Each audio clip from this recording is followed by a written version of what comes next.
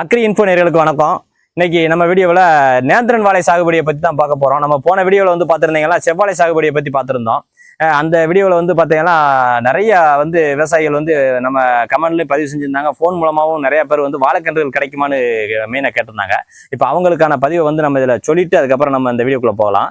இப்போ பார்த்தீங்கன்னா நிறைய விவசாயிகள் வாழை போட்டிருக்காங்க. அடுத்த விவசாயிகள் வாழை போடணும்னு பிளான் பண்ணிக்கிட்டு இருக்காங்க.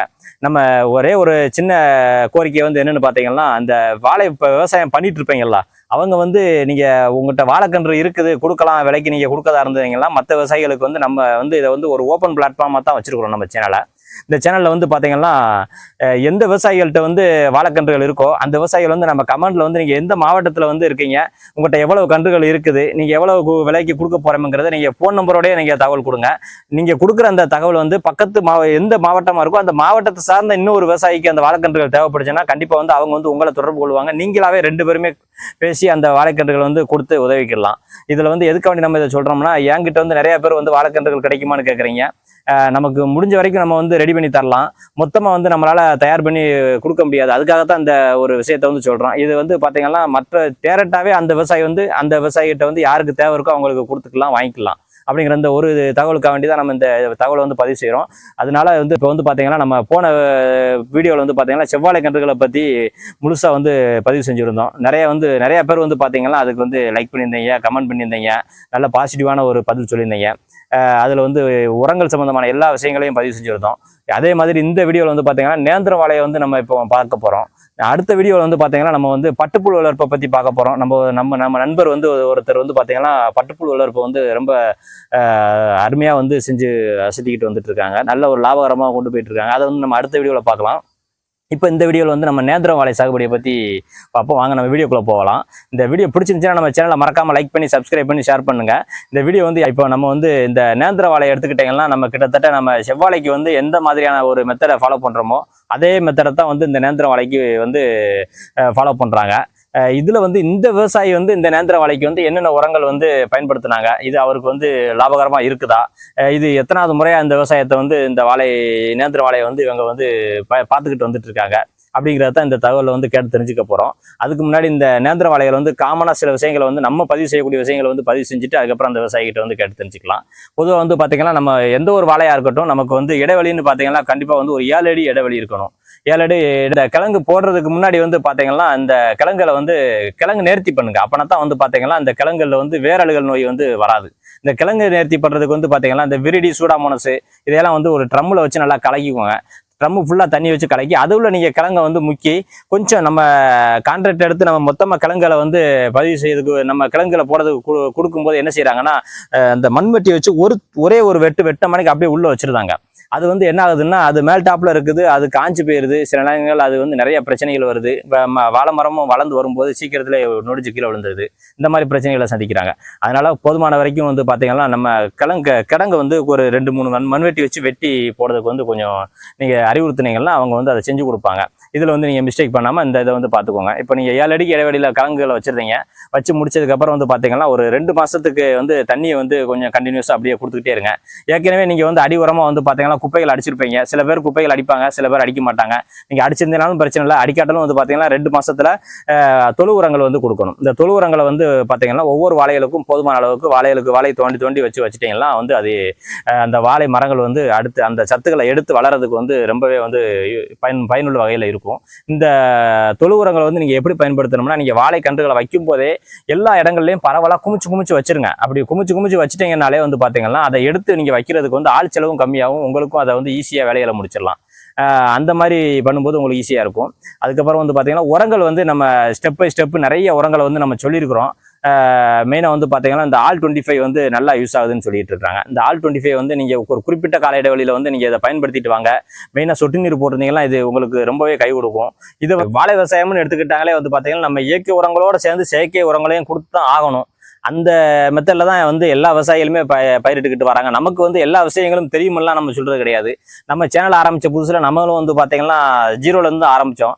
என்ன நம்ம வந்து நிறைய விவசாயிகளை சந்திக்கிறோம், நிறைய விவசாயிகளோட அவங்களுடைய அந்த விவசாய முறைகளை வந்து நம்ம பார்வையிடும் போது அந்த ஒவ்வொரு விவசாயிகள்கிட்ட இருந்து நம்ம கற்றுக்கிட்ட தகவல்களை தான் நான் வந்து உங்கள்கிட்ட வந்து பதிவு செஞ்சுட்டு இருக்கிறேன். அதை வந்து ஒரு தொழில் முறையாக நம்ம வந்து அதை எப்படி கொண்டு போகணும் அப்படிங்கிறத தான் நம்ம இந்த வீடியோவில் வந்து பதிவு செஞ்சுட்டு வந்துட்டு இருக்கிறோம். இப்போ வந்து பார்த்தீங்கன்னா இந்த வாழைகளுக்கு வந்து இயற்கை உரங்களையும் நம்ம கொடுக்க வேண்டியிருக்கு, செயற்கை உரங்களும் கொடுக்க வேண்டியிருக்குது. இதை வந்து ஸ்டெப் பை ஸ்டெப்பாக நம்ம வந்து பார்த்துட்டு வரோம். இப்போ இந்த வாழை வந்து பார்த்தீங்கன்னா நேந்திர வாழை. இந்த நேந்திர வாழை வந்து பார்த்தீங்கன்னா இப்போ இந்த இது ஆல்மோஸ்ட் எல்லாமே வந்து பார்த்தீங்கன்னா குளத்தள்ள ஸ்டேஜில் குளத்தள்ளி அந்த ஸ்டேஜில் இருக்குது. இந்த குளத்தள்ள ஸ்டேஜில் இருக்க இந்த வாழைகளை வந்து இந்த விவசாயி வந்து எப்படி வந்து இதை பராமரிச்சுட்டு வந்துட்டு இருக்காங்க அப்படிங்கிறத நம்ம இந்த வீடியோவில் வந்து பதிவு செய்ய போகிறோம். வாங்க நம்ம இந்த வீட்டை கேட்டு தெரிஞ்சுக்கலாம். அதுக்கு முன்னாடி வந்து பார்த்தீங்கன்னா இந்த நேந்திர வாழையோட ஒரு சின்ன மைனஸ் என்னங்கிறதையும் நம்ம பதிவு பண்ணணும்.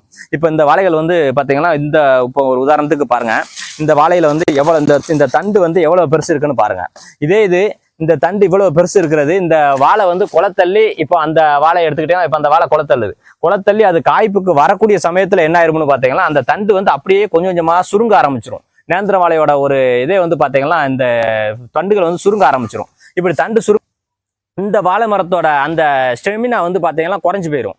அப்படி குறையும் போது இந்த தார்களை வந்து அது தாங்கக்கூடிய சக்தி வந்து ரொம்ப குறைவா இருக்குது. இதுல வந்து பாத்தீங்கன்னா ஒருவேளை வெயில் அதிகம் அடிச்சாலும் சரி அதுக்கு அந்த ஸ்டெமினா இல்லாம அந்த வாழைத்தண்டோட கீழே விழக்கூடிய ஒரு சிச்சுவேஷன் வரும். அதனால நீங்க வந்து இந்த வாழைக்கன்றுகளுக்கு வந்து முட்டு கொடுக்குறது ரொம்ப அவசியம். மெயினா வந்து நேந்திர வாழைக்கு வந்து நீங்க முட்டு கொடுத்தாகணும். செவ்வாழைகளுக்கு வந்து அப்படி கிடையாது. செவ்வாழைக்கு வந்து நல்ல ஒரு தாங்கும் சக்தியும் இருக்கும், நல்ல ஒரு மரமாகவும் வளரும். அதுக்கு வந்து நீங்க முட்டு கொடுக்கணும் அப்படிங்கிற அவசியம் வந்து பெரும்பாலும் தேவைப்படாது. ஆனா எந்த ஒரு வாழையா இருந்தாலும் நமக்கு ஒரு சூறாவளி மாதிரி ஒரு புயலோ ஒரு காத்தோ வந்து அடிக்கும்போது வந்து வாழைக்கு வந்து கண்டிப்பா நஷ்டம் வரத்தான் செய்யும். அதையெல்லாம் நம்ம பார்த்து விவசாயம் பண்ணோம்னா வந்து விவசாயம் பார்க்க முடியாது. அதெல்லாம் நம்ம அந்த ரிஸ்கையெல்லாம் நம்ம ஏத்துக்கிட்டு தான் நம்ம விவசாயம் பண்றோம். அதனால நண்பர்களே வந்து இந்த முட்டு கொடுக்குறத வந்து கண்டிப்பா வந்து நீங்க இதை செஞ்சே ஆகணும். இந்த விவசாயம் பண்ற விவசாயிகள் வந்து இந்த முட்டு கொடுக்குறத வந்து மைண்ட்ல வச்சு நீங்க பாத்தீங்கன்னா வந்து கண்டிப்பா உங்களுக்கு லாபம் வந்து எடுக்கலாம். இந்த நம்ம போன வீடியோ வந்து உரங்களை வந்து தெளிவா சொல்லியிருந்தோம். இந்த உரங்கள்லாம் கொடுக்கலன்னா வாழைக்கு வந்து குலை தள்ளாதான்னு கேட்டீங்கன்னா கண்டிப்பா வந்து வாழை வந்து வளரத்தான் செய்யும், குலை தள்ளும். என்ன உங்களுக்கு கால விரயம் வந்து அதிகமாக இருக்கும். இந்த காலங்கள் வந்து அதிகமாக தள்ளி போகும்போது உங்களுக்கு அந்த செலவு பண்ணக்கூடிய அந்த செலவுகள் வந்து அதிகமாக வந்து போய்கிட்டு இருக்கும். அதனால தான் வந்து நம்ம இந்த இதை வந்து நீங்கள் கொஞ்சம் பார்த்து இது பண்ணி சொல்லுங்கன்னு சொல்கிறோம். நம்ம போன வீடியோலையும் வந்து பார்த்தீங்கன்னா நிறைய உரங்களை பற்றி பேசிட்டோம். அந்த உரங்களை வந்து நீங்கள் ஃபாலோ பண்ணுங்கள். இது இந்த செவ்வாழையோட அதே உரங்கள் தான் இந்த நேந்திர வாழைக்கும் கொடுக்குறாங்க. முடிஞ்ச வரைக்கும் சொட்டு நீரை பயன்படுத்துங்க. சொட்டு நீரை பயன்படுத்தினீங்கன்னா உங்களுக்கு வந்து நல்ல முறையில் வந்து மருந்துகளை வந்து ஈஸியாக கொடுக்கலாம். ஆள் செலவும் கம்மியாகும். அதுக்கப்புறம் அந்த சொட்டு நீர்லேயே வந்து பார்த்தீங்கன்னா மைக்ரோ டிப் வந்து நீங்க யூஸ் பண்ணுங்க. மைக்ரோ டிப் யூஸ் பண்ணும்போது வந்து பாத்தீங்கன்னா எல்லா வாழைகளுக்கும் நல்ல முறையில வந்து தண்ணீர் போய் சேரும். பொதுவாக வாழைகளுக்கு வந்து தண்ணீர் வந்து எவ்வளவு கொடுக்குறோமோ அதை பொறுத்து அந்த வாழைகளோட வளர்ச்சியும் இருக்கும். வாங்க நம்ம இந்த ஷார்ட்டா வந்து இந்த விவசாயி வந்து என்னென்ன முறையில பயன்படுத்தினாங்க அப்படிங்கறத தெரிஞ்சுக்கலாம். வாழை விவசாயத்துல வந்து நீங்க எத்தனை வருஷமா நீங்க இதுல வந்து ஈடுபட்டு இருக்கீங்கன்னு சொல்லுவாங்க? 3வது வருஷமா போட்டுக்கிட்டு இருக்கேன். 3வது வருஷமா போட்டுட்டு இருக்கீங்கன்னா இந்த இது வந்து இப்ப நீங்க நேந்திர வாழை சாகுபடி செஞ்சிருக்கீங்கன்னா? ஆமா. இப்ப இந்த நேந்திர வாழை சாகுபடி செய்யறதுக்கு முன்னாடி இந்த மண்ணை வந்து நீங்க எப்படி பக்குவப்படுத்துறீங்க? இதுக்கு என்னென்ன உரமெல்லாம் கொடுத்துட்டு வரீங்க? 4 உழவு அடிச்சு போடுவேன். சரி. அடுத்தாப்புல குப்பை அடிப்பேன். குப்பை அடிச்சு முடிச்சு கண் வைப்பேன். கண் வச்சுட்டு 40-60 நாளையில ஒரு உரம் கொடுப்பேன். என்ன உரம் கொடுப்பீங்க? டிஏபி காம்ப்ளெக்ஸ் போடுவேன். ஓ சரி. போடுவேன். அது எத்தனை மூடை வைப்பீங்க வைக்கிறது? இது நான் 3 மூடை வைப்பேன். 3 மூடை வைக்கிறீங்க. சரி சரி சரி. ஒரு வட்டத்துக்கு 3 மூடம். சரி. அடுத்து களை வெட்டிடும். களை வெட்டத்தான் ரொம்ப கஷ்டம். ஏன்னா இது கொஞ்சம் புல் களை பத்துது. ஓ உங்க இடத்துல வந்து கொஞ்சம் களை பத்துது அதிகமா இருக்கிறதுனால கொஞ்சம் கஷ்டமா இருக்கு. அதிகம். ஓ சரி சரி சரி. அதுக்கே இந்த வட்டத்துல வேற மாத்தி வேற ஏற்பாடு செய்யலாம்னு ஒரு முடிவு பண்ணிருக்கேன். ஓ சரி சரி. அடுத்து போடும்போது ஒரு சின்ன வண்டி வாங்கி நம்ம தாலி தீவோம் அப்படின்னு முடிவு பண்ணிருக்கேன். ஓ நீங்களே அடிச்சு அந்த களைகளை எடுத்துக்கலாம். ஆள் விடாம பாக்கணும் அப்படிங்கிற முடிவு. ஓ ஆளு அதுக்கு அப்ப அப்படிங்கும்போது நமக்கு ஆளு சம்பளம் அதிகமா தேவைப்படாது. ஒரு 50,000 முதல் போட்டாலும் பிரச்சனை இல்லை அப்படின்னு போடலாம்னு எடுக்கலாம்னு. ஓ நல்ல விஷயம். கண்டிப்பா. சரி. இப்போ 60 நாள் நீங்க இந்த உரங்கள் வந்து வைக்கிறீங்க. அதுக்கடுத்து என்ன உரங்கள் வைக்கீங்க, எப்போ வைப்பீங்க? அடுத்து ஒரு 40 நாள் கழிச்சு ஒரு ட்ரிப் ஒரு உரம் கொடுப்பேன். ஓ 40 நாள் கழிச்சு. 40 நாள் கழிச்சு. ஓ அது இதே உரம் தானா? அதுல வேற மாத்தி கொடுப்பேன். என்னது கொடுப்பீங்க? பொட்டாசு, சல்பட்டு, காம்ப்ளெக்ஸ் இது சேர்த்து போடுவேன். சரி ரைட்டு. இப்போ இது முடிச்சு அதுக்கு அடுத்து பிற்பாடுல நீங்க என்னென்ன உரம் கொடுக்குறீங்கன்னு சொல்லுங்களேன். இப்போ முதல்ல கொஞ்சம் யூரியாவும் சேர்ப்பேன் நான். ஓ சரி சரி. கண்ணு வளர்ச்சிக்காக கொஞ்சம் யூரியா சேர்ப்பேன். வட்ட ஒவ்வொரு மூட்டை சேர்த்துக்குவேன். சரி சரி. ஒரு மூடைக்கு ஒரு மூட்டை அது யூரியாவும் சேர்த்துறீங்க. சரி. எங்க தரைக்கு ஏத்துக்கணும், மத்த மாதிரி எங்க தரைக்கு ஒண்ணு செய்யாது. ஓ இது என்ன மண்ணுன்னு சொல்லுங்களேன். இது செம்மண்ணு. செம்மண்ணு. அந்த செம்மண்ணுக்கு வந்து உங்களுக்கு இந்த நேந்திர வாழை வந்து யூரியா சேர்த்து கம்மியா இருக்கலாம் கொடுப்பேன் நான். ஓ கொடுக்குறீங்க. இந்த செம்மண்ல வந்து நேந்திர வாழை நல்லா வருதா? நல்லா வரப்போது 4வது ட்ரிப் 3வது ட்ரிப் போட்டுருக்கேன். இதுல உங்களுக்கு லாபம் இருக்குதா? லாபம் பரவாயில்ல. லாபம் இருக்குது. அதனாலதான் நீங்க மாத்தி மாத்தி போட்டுட்டு இருக்கீங்க. 4 ஏக்கர் தான் மொத்தம். வேற மாசம் ஒண்ணு செய்யறது மாத்தி மாத்தி இதை போட்டுட்டு அப்படி பாத்துட்டு இருக்கீங்க. இப்போ இது எத்தனை ஏக்கர்ல இந்த வாழையை சாகுபடி செஞ்சீங்க? 2 ஏக்கர்ல போட்டிருக்கேன். 2 ஏக்கர்ல பண்ணிருக்கீங்க. இது அடுத்து நீங்க வாழை வந்து எந்த சைடுல இது அழிச்சிட்டு இதுல போட்டுருவீங்களா இல்ல வேற? அடுத்து இடம் பாதியா 4 ஏக்கர் 2 பவுந்து வச்சிருக்கேன். ஓ 2 பிரிச்சு வச்சிருக்கீங்க. அது 2 ஏக்கர்ல வாழை போடுவீங்க, மீதி 2 ஏக்கர் சும்மாவே கிடக்குமா? இல்ல வேற மாசல் வச்சு வேற மாசல் வைக்கிறீங்க. அப்புறம் இந்த இது வாழை சாகுபடி முடிஞ்சதுக்கு அப்புறம் நீங்க அதை கட் பண்ணி அந்த சைடு மாத்திடுவீங்க. அந்த பக்கம் கடலை போட்டுருக்கேன். அது கடலைக்குள்ள வெட்டி போடுறாங்க. ஓ கடலைக்குள்ளே வெட்டி போட்டுருவீங்க. வெட்டி போட்டு. ஓ சூப்பர். சரி. இப்போ நீங்க வந்து இப்போ இந்த 2வது உரம் கொடுத்துருந்தீங்க. இதுக்கு அடுத்து என்ன பண்ணுவீங்கன்னு சொல்லுங்களேன். அதுக்கு பிறகு ஒரு மாசம் கழிச்சோன்னா அடுத்து ஒரு உரம் கொடுப்பேன். ஓ அது என்ன மாதிரியான? இதே மாதிரி தான் பொட்டாசு, இந்த காம்ப்ளெக்ஸ், ஓ சரி, சல்பேட், ஓ சரி, யூரியா சேர்த்துறோம். எல்லாம் 4 உப்பு சேர்த்தா. சரி சரி சரி. இது வந்து உங்களுக்கு இந்த மாதிரி ஒரு மெத்தடை வந்து பண்ணும்போது உங்களுக்கு நல்ல முறையில் கை கொடுக்குதா? நல்லா கை கொடுக்க போய் தான் 4வது முறை பயன்படுத்திட்டு இருக்கீங்க. சரி சரி. இது முடிஞ்சு திரும்ப எத்தனாவது மாசத்துல இது குளத்தள்ளணும்னு சொல்றீங்க? இதுக்கு இடையில எதுவும் வேற எதுவும் உரம் கூட கொடுத்துருக்கீங்களா? இதுக்கு இடையில வேற கொடுக்கலாம். இது அடுத்து நேரம் நீங்க குளத்தள்ள ஸ்டேஜுக்கு வந்துடும். ஆமா தள்ளிருச்சு. இது எத்தனை இப்ப இது எத்தனாவது மாசத்துல வந்து இந்த வாழை வந்து குளத்தள்ள? கரெக்டா 7வது மாசம் தள்ளிருச்சு. 7வது மாசமே தள்ளிருச்சா? 7 மாசம் முடிஞ்சோடனே தள்ளிருச்சுங்கிறீங்க. ஓ சரி சரி. இதுல இப்ப இந்த வாழையில வந்து நம்ம வாழையில பார்க்கும்போது தெரியுது நேந்திர வாழைகள் வந்து நல்ல பெரிய பெரிய தார்களா இருக்குது. இது வந்து இப்போ எத்தனை சீப்பு வச்சிருக்குன்னு சொல்லுங்களேன். 6-7 சீப்பு குறையாம வச்சிருக்கு. இப்போ ஒரு நல்ல வாழை நல்ல ஒரு தாறு வந்து நமக்கு கொடுத்துருக்கு. ஒரு 7 சீப்புக்கு தான். 7 சீப்பு இருந்தாலே அது நல்ல வாழைன்னு சொல்றீங்க. தூக்க முடியாது, ஒரு ஆள் தூக்க முடியாதுங்கிறீங்க. சரி சரி சரி. இப்ப நீங்க இதுல எத்தனை வாழைகள் வந்து நீங்க சாகுபடி? 2000 வாழை செஞ்சிருக்கீங்க. 2000 வாழை. 2 ஏக்கர் எல்லாம் வந்து 2000 வாழை போட்டிருக்கீங்க. ஆமா. ஓ சரி சரி. இப்போ இது 7 மாசம் முடிஞ்ச உடனே உங்களுக்கு குளத்தள்ளி இருக்குன்னு சொல்லிடுறீங்க. இப்போ இது வெட்டுறது எந்த ஸ்டேஜ்ல வெட்டுவீங்க? 7 இன்னொரு இதுல 3 10 மாதத்துக்கு 11வது மாதத்துக்குள்ள வெட்டு வந்துடும். வெட்டு எல்லாம் முடிச்சிடும்னு சொல்லுவீங்களா? அப்பதான் வெட்டுவீங்களா? இல்ல 10வது மாதமே வெட்டுக்கு வந்துடும். 13 மாதம் எல்லாம் கம்ப்ளீட்டா முடிச்சிருந்தீங்க. சரி சரி. இப்போ இந்த வாழை விவசாயத்துல நீங்க சந்திக்கக்கூடிய சிக்கல்கள்லாம் என்ன? இதுல இருக்கக்கூடிய ரிஸ்க் என்ன மாதிரியான ரிஸ்க் இருக்குன்னு சொல்லுங்களேன். சிக்கல் என்ன, காத்துக்கு இல்லாம இருந்தா பிரச்சனை இல்ல. வேற சிக்கல்லாம் ஒண்ணு இல்ல. வேற ஒண்ணும் இல்ல. ஒண்ணு தான் பயம். சுழிக்காத்துனா தான். அந்த காத்து இந்த காத்துல இயற்கை காத்துல ஒண்ணும் செய்யாது. சுழிக்காத்து சுழி மழை ஏதாச்சும் பேஞ்சு காத்து அடிச்சா தான் சிக்கல்.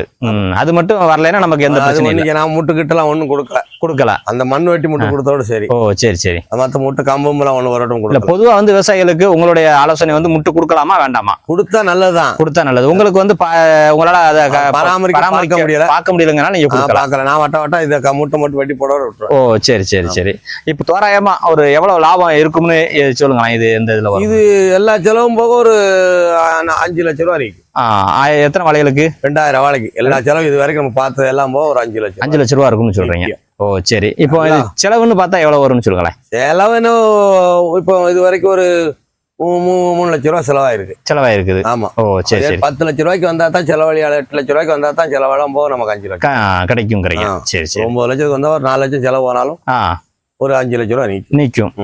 சரி. முடிச்சதுக்கு அப்புறம் இந்த கன்றுகளை வந்து நீங்க வந்து வெளியில யாருக்கும் கொடுப்பீங்களா? கொடுத்தா வந்து உங்களை தொடர்பு கொண்டா நீங்க உங்கள்கிட்ட இருந்து வாங்கிக்கலாமா? அழகா வாங்கிருக்கேன். நான் போன வட்டம் ஒரு 60,000 ரூபாய் கண்ணே வித்துருக்கேன். ஓ நீங்க 60,000 ரூபாய்க்கு கண்ணு மட்டுமே கொடுத்துருக்கீங்க.